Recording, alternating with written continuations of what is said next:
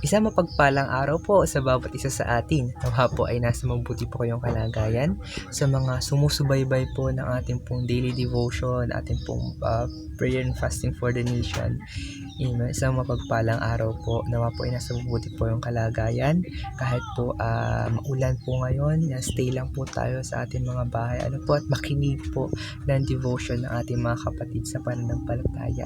Kaya po ngayong season po, tayo po ay nadako na sa season 37 at napakaganda po ng ang usapin at pagkukwentuhan po natin sa season ito, sa ating po yugtong ito, dahil ang ating pong tema ay My Unforgettable Answered Prayer. Napakaganda pong paksa. Kaya po, kung kayo po ngayon ay nakahiga at habang ang paligid ay sobrang lakas ng ulan, makinig po tayo sa devotion ng ating mga kapatid habang nakahiga, kasabay ng pagpatak ng ulan. Amen. Yan. Bago po tayo mag-start, tayo po munang manalangin. Ama namin banal na makapangyarihan sa lahat, yaman ang aming puso'y pagpupuri, Panginoon. Maraming salamat, Panginoon, sa isang panibagong araw. Bagaman, Panginoon, ay umuulan, Lord, isa po itong magandang araw at blessing po mula sa iyo, Panginoon.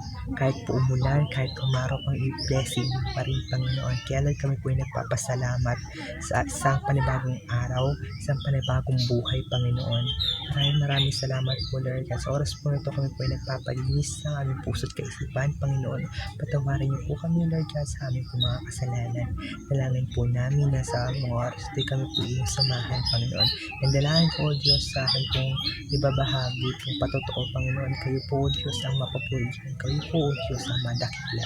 Kaya, Lord, sinasama ko, Diyos, ang katagumpayan ng gawain ito, Lord God, ng video ito mula sa simula hanggang sa una, Lord God. Kayo po ang makitang mabuti.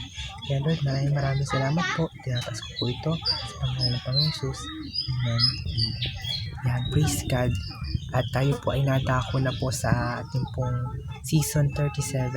Nito lamang po season 36. Ang bilis po mag-transition. Kaya po, nawa po ipatuloy na lumawig po ang gawain ng Panginoon sa social media. So, kagaya po ng sabi ko kanina, ang tema po natin ay My Unforgettable Answered Prayer. Yan, yung mga nauna po sa akin, yan, napakaganda po siguro. Napakaganda ng mga mga kwento nila tungkol sa kanilang mga answered prayer. Kasi po pag sinabi natin pong answered prayer, ito po yung panalangin na sinagot ng ating Panginoon.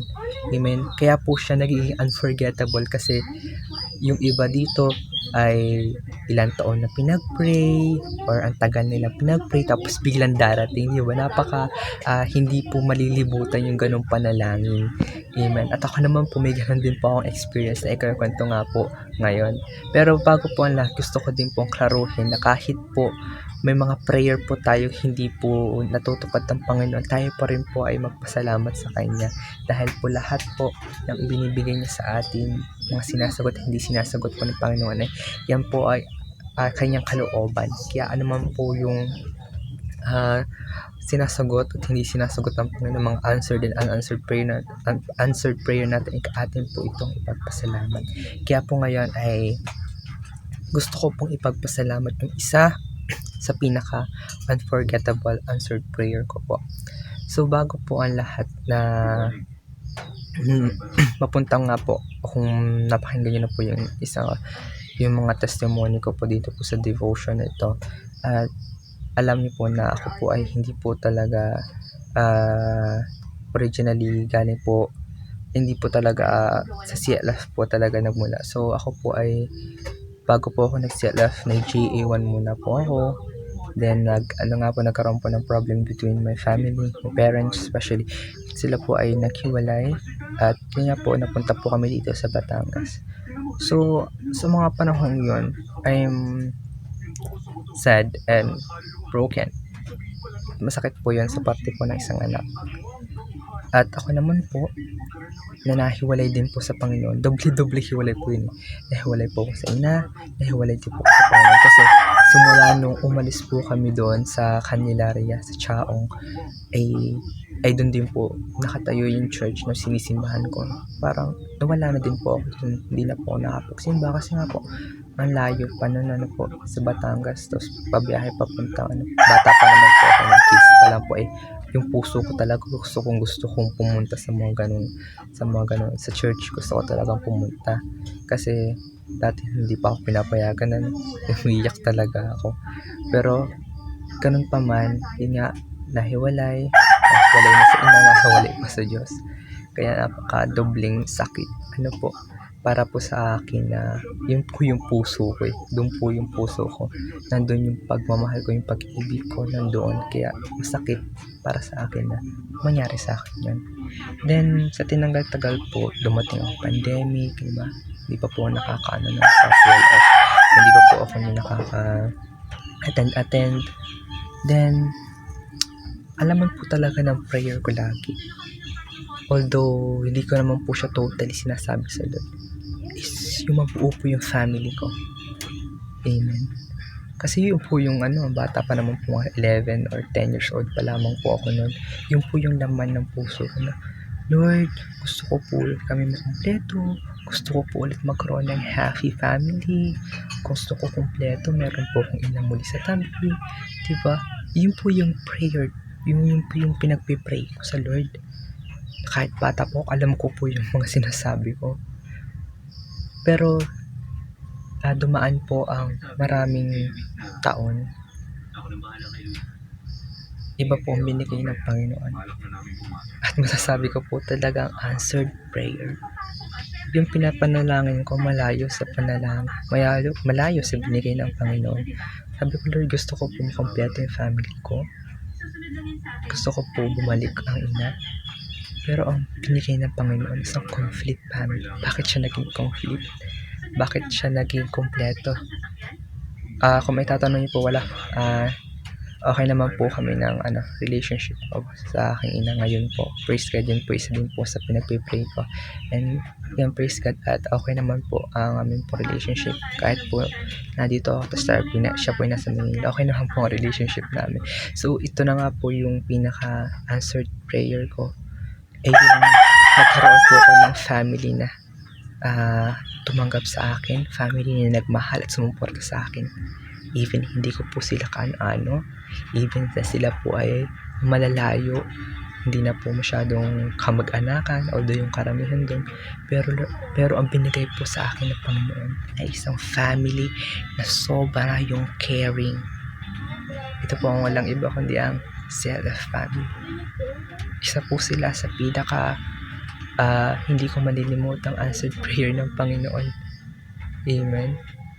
Kasi yes, yung family ko sa GA1, masaya din naman sila, pero masaya din. Masaya yung pero bata pa kasi ako noon, kaya hindi ko masyadong kumbaga na-enjoy. Pero grabe yung family. Talaga kapag iba talaga pagkapabatang yun. At iba bukod pa yun, basta hindi ko maintindihan. Parang nung nakilala ko sila, I feel complete. Even though si Lord talaga yung nagpakumpleto sa akin, pero binigay niyo yung family na ganito. Binigay niyo yung family na salamat talaga sa Lord. Na Lord, ang gusto ko isang ina lang yung kukumpleto sa family ko, pero binigay yung kumpleto pa. Complete package na meron ng mga kapatid, diba? Nandiyan yung mga youth, nandiyan sina Ate Lynette, ang mga youth leader, Kuya Deo, Pastor Deo, sina Pastor Mix, kompleto na, spiritual father na. Amen. Sabi ni Lord, ang hinihingi mo, isa lang, sige, bigyan kita marami. Amen. Na ngayon po ay patuloy nila ako sinusuportahan, patuloy po nila akong binibigyan ng kalinga, na sobra talaga masasabi ko na wow, Lord, iba po talaga kapag ikaw nagsumagot ng panalangin. Maraming salamat, Lord, sa family na meron po akong ngayon, na siya nag-lead, na sila po yung naging dahilan kung bakit po ako napalapit sa inyo. Maraming salamat po sa paggamit sa kanila. Kaya ako ngayon ay lagi po nagpapasalamat. Hindi ko po talaga sila inaalis sa aking mga patotoo na answered prayer talaga yung pagkakaroon ko ng isang masayang family in faith. At patuloy ko po talaga itong ipinagpapasalamat at pinagmamalaki. Kaya salamat sa Lord, dinala niya ako sa ganitong family. Ayan, sa ganitong kasiyang family. Amen. Na noon, naghahanap ako ng kalinga ng isang ina kasi nga broken. At ngayon, nadami nang kumalinga sa akin. Nadami nagbaka, sumuporta. Grabe ang Lord. That's my one of the most unforgettable answered prayer. Yun po yung pinaka hindi ko malilimutang answered prayer. Although yung mga meron din namang mga answered prayer ako na makagraduate, nagkaroon ng honors, may given na po kasi yun. Pero yung pinaka talagang hindi malilimutang prayer po yun po ang pagkakaroon ko ng family in Christ. Amen. Kaya salamat po sa Lord sa patuloy po na pagbibigay na pagbubuklod po sa amin po sa bahayan po ng CLF. Maraming po salamat sa Lord sa patuloy niyang pagbibigay ng love po sa amin. Lalo po sa mga kabataan na siya po tinuring ko na rin kaibigan, kapatid, ayan, tinuring ko kapamilya, kapuso, di ba? Salamat sa Lord. Kaya kayo, ano yung mga unforgettable prayer nyo na pagpapasalamat sa Panginoon? At yung mga at saka yung mga unanswered prayer din natin, pagpasalamat din natin sa Panginoon kasi hindi binigay sa atin ng Panginoon yun kasi nga alam niya yung kalooban niya. Kaya pagpasalamat tayo sa Lord, unanswered or answered prayer man yan. Kaya pupurihin po ang ating Panginoon. Sa akin pong pagtatapos ay nawapundalaan ko ang bawat isa ay nasa maayos po na lagay at ang family po ninyo po ay nasa maayos na kalagayan. Kaya po tayo po manalangin.